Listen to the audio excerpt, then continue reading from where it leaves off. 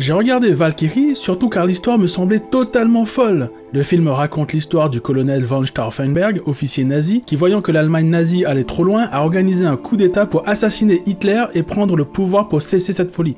Cette critique sera assez courte car je n'ai pas grand chose de négatif à dire sur le film tant j'étais happé par cette histoire. Le film est très bien réalisé et nous entraîne dans toutes les ficelles que cet officier a mis en place pour organiser un attentat contre Hitler.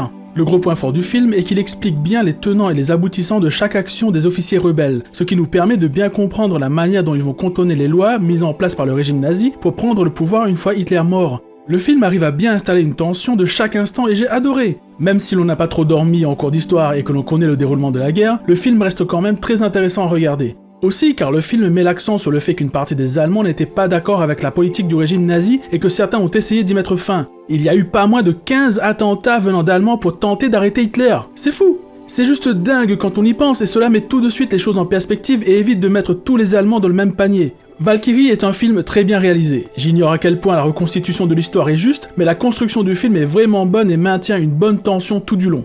Bref, je vous le conseille si vous voulez voir cette histoire de fou, ou si vous avez envie de mettre des quenelles à l'envers en miroir inversé qui se retournent là, ou un truc du genre. Ouais, moi aussi j'avais rien compris.